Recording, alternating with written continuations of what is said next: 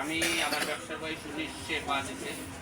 আমার 3 বছর পরে ব্যবসায় আমরা হাত লাগাইছি বিষমুক্ত সমাজ গড়ার জন্য। জি, বিষমুক্ত সমাজ গড়ার জন্য রাজবাড়ী জেলাটাকে আমি তৈরি করতেছি। এটা হলো আমার প্রথম ম্যান্ডেট। তো আমার আইপিএলের এর সাথে আইফার্মের সাথে আমার প্রথম ভালো লাগছে সমৃদ্ধ।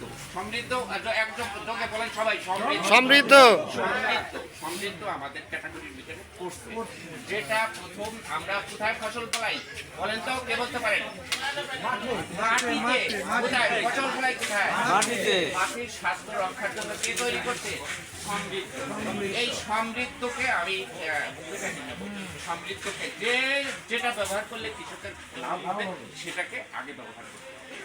এবং আইপিএলের যে 3টে প্রোডাক্ট বলছে, নিঃসন্দেহে 3টে প্রোডাক্ট।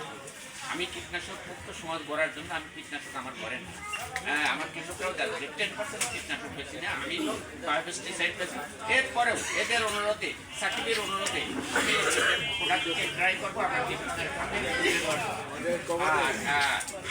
আইপিএল সহ আর আই ফার্মারের লোকজনকে নাম নাম্বারটা নাও, নাম নাম্বারটা নাও, বুঝো ওই জন্য করে নাও নাও নাও এখনই নাও। কমিউনিকেশন থাকতে হবে, ফার্মারদের সুবিধা অসুবিধা শেয়ার করতে হবে, যদি তারা স্বীকার করতে শেয়ার করবে, কৃষকদের সুবিধা অসুবিধা সব কিছু মিলে আমি তাদেরকে আশ্বস্ত করতে চাই যে তাদের সাথে আমি কাজ করতে রাজি আছি, তবে যতটা পারি কীটনাশক মুক্ত সমাজ রাখার জন্য। কারণ আমি একমাত্র রাজবাড়িতে যুক্ত করে এখন পর্যন্ত সফলতার তার প্রান্তে পৌঁছে গেছি। এই জন্য কীটনাশকটা আমি সরাসরি সরাই দেবো না, কীটনাশক মুক্ত করার জন্য আমি চেষ্টা করব। আমি এদেরকে আমি জানাই, এই হাউজে বলি, আমাদের আগামী 29শে এপ্রিল শিল্পকলা একাডেমিতে আমাদের একটা বড় প্রোগ্রাম আছে।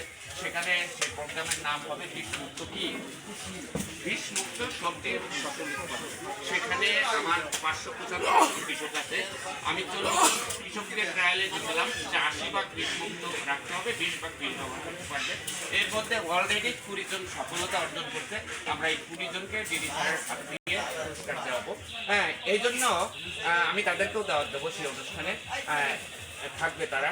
তো সবারই সুস্বাস্থ্য কামনা করি। স্যারদেরকে ধন্যবাদ জানিয়ে আমি আমার বক্তব্য এখানে শেষ করছি। সবাইকে ধন্যবাদ।